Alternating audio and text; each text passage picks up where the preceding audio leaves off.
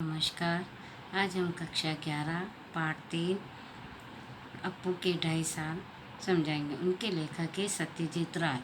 उनका जन्म सन 1921 कोलकाता पश्चिम बंगाल में हुआ।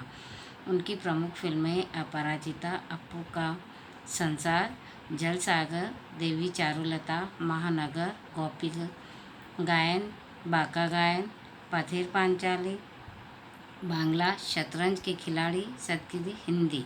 इनकी प्रमुख रचनाएं प्रोफेसर, शंकु के कारनामे, सोने का किला, जहांगीर की स्वर्ण मुद्रा, बादशाह की अंगूठी आदि। उनके प्रमुख सम्मान हैं फ्रांस का लेजन डी ऑनर, पूरे जीवन की उपलब्धियों पर ऑस्कर और भारत रत्न सहित फिल्म जगत का हर महत्वपूर्ण सम्मान। इनकी मृत्यु सन 1992 में हुई।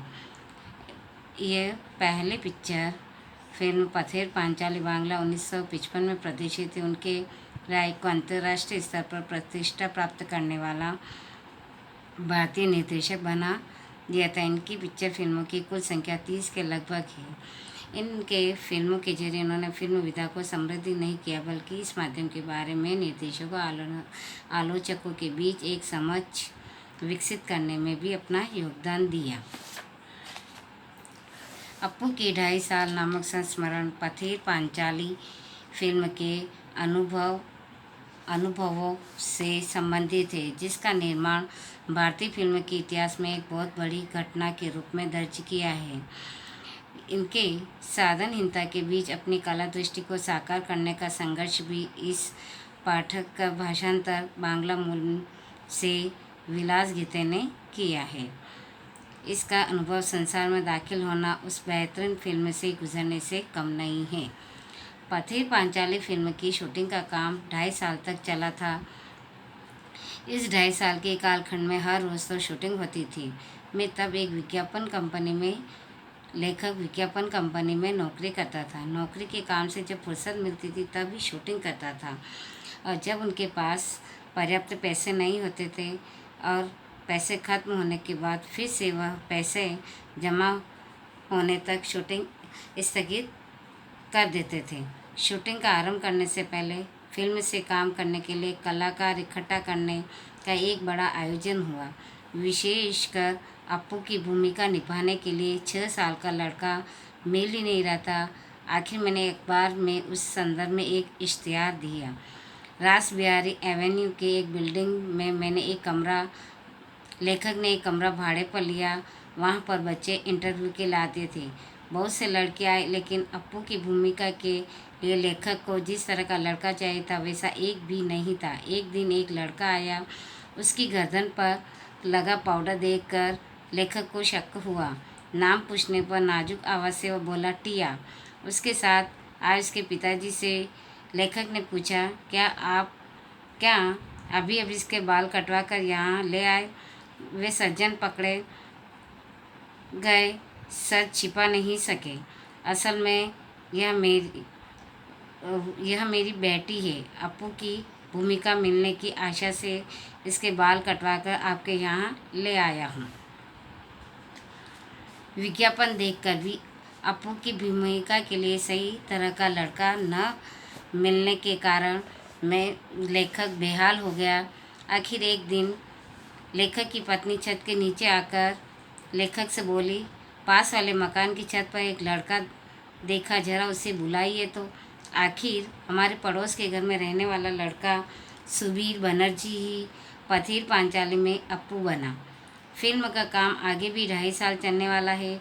इस बात का अंदाजा लेखक को पहले नहीं था, इसलिए जैसे जैसे दिन बीतने लगे वैसे वैसे लेखक को डर लगने लगा। अप्पू और दुर्गा की भूमिका निभाने वाले बच्चे अगर ज़्यादा बड़े हो गए तो फिल्म में वह दिखाई देगा, लेकिन लेखक की खुशकिस्मती से उस उम्र में बच्चे जितने बढ़ते हैं उतने अप्पू और दुर्गा की भूमिका निभाने वाले बच्चे नहीं बढ़े।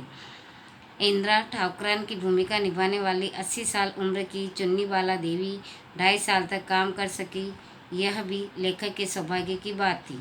शूटिंग की शुरुआत में ये गड़बड़ हो गई। अप्पू और दुर्गा को लेकर लेखक कलकत्ता से 70 मील पर पालसीट नाम के एक गाँव गए। वहाँ रेल लाइन के पास काश फूलों से भरा एक मैदान था। अपू और दुर्गा पहली बार रेलगाड़ी देखते हैं। इस सीन की शूटिंग लेखक को करनी थी। यह सीन बहुत ही बड़ा था। एक दिन में उसकी शूटिंग पूरी होना नामुमकिन थी। कम से कम 2 दिन लग सकते थे। पहले दिन जगद्धात्री पूजा का त्यौहार था। दुर्गा के पीछे पीछे दौड़ते हुए अपू काश फूलों के वन में पहुंचता है।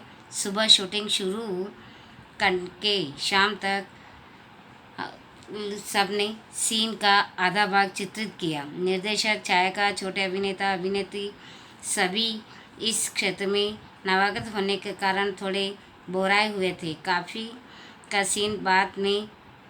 बाकी का सीन बाद में चित्रित करने का निर्णय लेकर सब घर पहुंच गए। 7 दिन बाद शूटिंग के लिए उस जगह गए तो वह जगह सब पहचान ही नहीं पाए, क्योंकि वे यहाँ आ गए हैं या नहीं आए। सारे काशफूल बीच के 7 दिनों में जानवरों ने सारे काशफूल खा डाले थे और बाकी आधे जगह से जो शूटिंग करनी थी वो उसको वैसे नहीं मिल पाई और उस जगह को नदारद हो कर दिया। उस सीन के बाकी अंश की शूटिंग उसके अगले साल शरद ऋतु में जब फिर से वह मैदान काशफूलों से भरा तब की। उसी समय रेलगाड़ी भी शॉट लिए, लेकिन रेलगाड़ी के इतने शॉट थे कि एक रेलगाड़ी से काम नहीं चला। तब एक के बाद 3 रेलगाड़ियों की शूटिंग के इस्तेमाल किया। सुबह से लेकर दोपहर तक कितनी रेलगाड़ियाँ उस लाइन पर से जाती, पहले टाइम टेबल देखकर जान लिया था। और जिस स्टेशन से रेलगाड़ी आने वाली थी उस स्टेशन पर हमारी टीम के अनिल बाबू थे। रेलगाड़ी स्टेशन से निकलते समय अनिल बाबू भी इंजन ड्राइवर की कैबिन में चढ़ते थे। गाड़ी की शूटिंग की जगह के पास आते ही बॉयलर में कोयला डालना जरूरी था ताकि काला धुआं निकले। सफ़ेद काशफूलों की पृष्ठभूमि पर अगर काला धुआं नहीं आए तो दृश्य कैसे अच्छा लगेगा। पथिर पांचाली फिल्म में जो यह सीन दिखाई देता है तब दर्शक पहचान नहीं पाते कि उस सीन में 3 अलग अलग रेलगाड़ियों का इस्तेमाल किया है। आज की डीजल और बिजली पर चलने वाले इंजनों के युग में वह दृश्य उस प्रकार से चित्रित न कर पाते। आर्थिक अभाव के कारण बहुत दिनों तक अलग अलग समस्याओं से जूझना पड़ा और उस में एक उदाहरण यह है कि अपो दुर्गा के भूलो नामक पालतू कुत्ते का उल्लेख है। गांव से हमने एक कुत्ता प्राप्त किया, वह भी हमने ठीक बर्ताव करने लगा। फिल्म में एक दृश्य देखा, अपू की माँ सरोजन्या अपू को भात खिला रही थी और कुत्ता दरवाजे के सामने आंगन में बैठकर अपू का भात खाता देख रहा था। अपू के हाथ में छोटे तीर कमान थे। खाने में उसका पूरा ध्यान नहीं था। वह माँ की ओर पीठ करके बैठा था। वह तीर कमान खेलने के लिए उतावला था। अपू खाते खाते ही कमान से तीर छोड़ता है, उसके बाद खाना छोड़कर तीर वापस लाने के लिए जाता है। तब हाथ में थाली और दाहिने हाथ में निवाला लेकर बच्चे के पीछे दौड़ती है और बच्चे की भाव देखकर जान जाती है कि वह कुछ नहीं खाएगा। भूलो कुत्ता भी खड़ा हो जाता है। उसका ध्यान सरोजया के हाथ में जो भात की थाली थी उसकी ओर जाता है। उसके बाद वाले शॉट में ऐसा दिखाना था कि थाली में बचा भात एक गमले में डाल देती है और भूलो वह भात खाता है। और वह शॉट हम उस दिन ले नहीं सके क्योंकि सूरज की रोशनी खत्म हुई। उसी के साथ हमारे पास जो पैसे थे वे भी खत्म हुए। 6 महीने बाद फिर से पैसा इकट्ठा होने पर फिर बोडाल गाँव में उस सीन का बाकी अंश चित्रित करने के लिए गए और समाचार मिला कि भूलो कुत्ता अब इस दुनिया में नहीं। अब क्या होगा? खबर मिली कि भूलो जैसा दिखने वाला एक कुत्ता गांव में है। अब उसे लाए और कुत्ते पकड़ के लेके आए और उसकी जगह उसका सीन करवाए। सचमुच वो उसका कुत्ता उससे मिलता जुलता था, रंग में भी उसके जैसा ही था और दुम भी उसकी तरह ही सफ़ेद थी और उसकी तरह ही हिलाता था और फेंका हुआ भात भी उसकी ही तरह खा के हमने उस शूटिंग को पूरी करी। और ये भी पता नहीं चला कि भूलो की भूमिका निभाने वाले 2 अलग अलग कुत्ते ने काम किया है। और सिर्फ कुत्ते के संदर्भ में नहीं, आदमी के संदर्भ में भी ऐसी ही समस्या थी। पथिर पांचाली को शूटिंग के दौरान उलझना पड़ा था।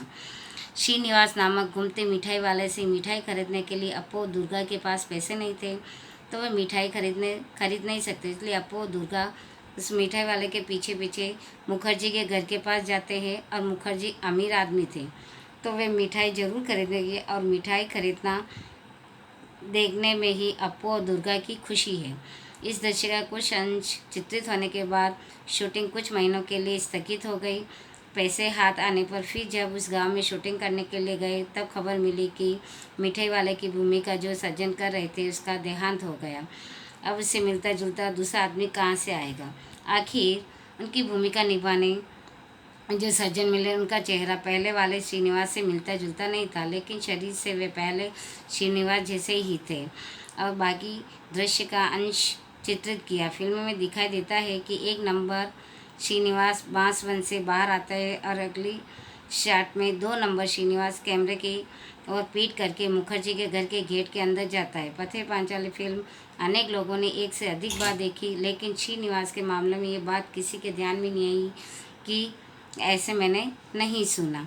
श्रीनिवास के सीन में ऐसा शॉट वक्त हम बिल्कुल तंग आ गए थे और वह भी बुलो कुत्ते की वजह से। छोटे से पुकुर के पार मिठाई वाला खड़ा है। इस बार घर के पास अप्पू दुर्गा मिठाई वाले की ओर ललचाई नज़र से देख रहे हैं। मिठाई खरीदेंगे। मिठाई वाले के इस सवाल को वे ना में जवाब देते हैं। तब मिठाई वाला मुखर्जी के घर की ओर जाने लगता है। दुर्गा अप्पू से कहती है कि चल हम भी जाते हैं। भाई बहन दौड़ने लगते हैं। उसी समय पीछे से बुलो कुत्ता छलांग मार कर उसके हाथ दौड़ने लगता है और मुश्किल से उसको कोई हॉलीवुड सिखाया हुआ नहीं था, इसलिए वह बताना मुश्किल था कि वह अप्पू और दुर्गा साथ भागता जाएगा या नहीं।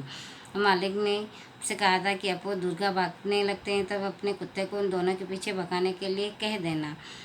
लेकिन शूटिंग के दौरान ऐसा दिखाई दिया कि वह मालिक की आज्ञा का ही पालन कर रहा है। इधर कैमरा चालू था कि फिर कीमती फिल्म जाया हो रही थी और मुझे बार बार चिल्लाना पड़ रहा था, कट कट। अब धीरज के सिवा दूसरा उपाय नहीं था। कुत्ता पीछे पीछे दौड़ा जा रहा था और मिठाई वाला मिठाई छिपाने के लिए कह रहा था। कुत्ते को दिखाकर दौड़ने को कहा। इस बार कुत्ता उसके पीछे भागा और हमारी इच्छा के अनुसार शूटिंग पूरी हुई। पैसे की कमी के कारण बारिश का दृश्य चित्रित करने में बहुत मुश्किल थी। बारिश के दिन आए गए, लेकिन हमारे पास पैसे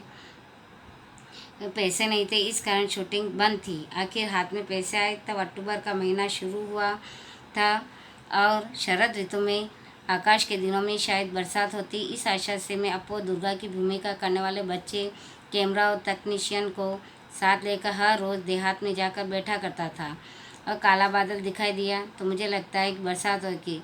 इच्छा करता था कि बादल बहुत बड़ा हो जाए और बरसने लगे। आखिर एक दिन ऐसा ही हुआ है। शरद ऋतु में से आसमान के बादल छाए और धुआंधार बारिश। उसी बारिश में भीगकर दुर्गा भागते हुए आती है।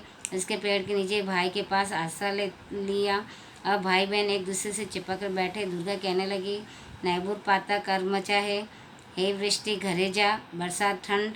अप्पू का बदन खुला प्लास्टिक के कपड़े से ढके कैमरे को आँख लगाकर देखता है तो वह ठंड लगने के कारण सिहर रहा था। शॉट पूरा होने के बाद दूध में थोड़ी ब्रांडी मिलाकर दी गई और भाई बहन का शरीर गर्म किया गया। जिन्हें पथेर पांचाली फिल्म देखती है वे जानते हैं कि यह शॉट बहुत अच्छा चित्रित हुआ। इस तरह शूटिंग की दृष्टि में गोपाल ग्राम की तुलना में बोडाल गांव हमें अधिक उपयुक्त लगा। अप्पू और दुर्गा का घर, अप्पू का स्कूल, गांव के मैदान, खेत, पुकर, आम के पेड़, बांस के जुर्मों, सभी बातें बोडाल गांव में और आसपास हमें मिली। अब उस गांव में बिजली आ गई है, पक्के घर, पक्के रास्ते बने। उस ज़माने में वे नहीं थे। उस गांव में हमें बहुत बार जाना पड़ा, बहुत बार रहना भी पड़ा, इसलिए वहाँ के लोगों से हमारा परिचय हो गया। उन लोगों में एक अद्भुत सज्जन थे, उन्हें हम सुबोधा कह के पुकारते थे। वे 60-65 साल के थे। उनका माथा गंजा था। वे अकेले एक झोपड़े में रहते थे और दरवाजे पर बैठकर खुद ही से कुछ न कुछ बड़बड़ाते थे। लेकर उस गांव में एक फिल्म की शूटिंग करने वाले थे। ये जानकर वे गुस्सा हो गए और वे देखते देखते चिल्लाने, फिल्म वाले आए हैं, इस तरह मारो उनको लाठियों से। और पूछताछ करने पर लोगों ने बताया कि वह मानसिक रूप से बीमार थे। बाद में सुबोधा से अच्छा परिचय हुआ और वे हमें बुलाकर दरवाजे में बिठाकर वायलिन पर लोकगीतों को धुनें बजाकर सुनाते थे और हमारे बीच कानों में कुछ फुसफुसाते थे।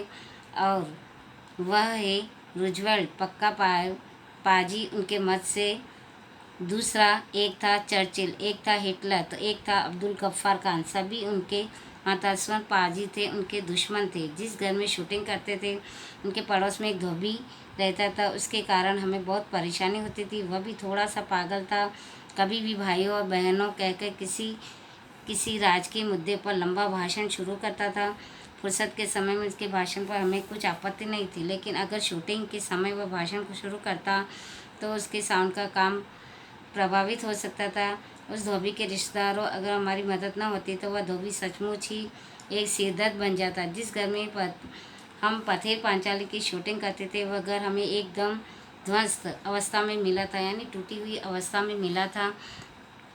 उसके मालिक कलकत्ता में रहते थे और हमने वह घर शूटिंग के लिए भाड़े पर लिया था। उस घर की मरम्मत करके उसे शूटिंग के लिए ठीक ठाक करवाने के लिए 1 महीना लग गया था। फिर उसके एक हिस्से में कुछ कमरे थे और फिल्म में वो कमरे नहीं दिखाए गए। उनके कमरों में हमारा सामान रखते थे।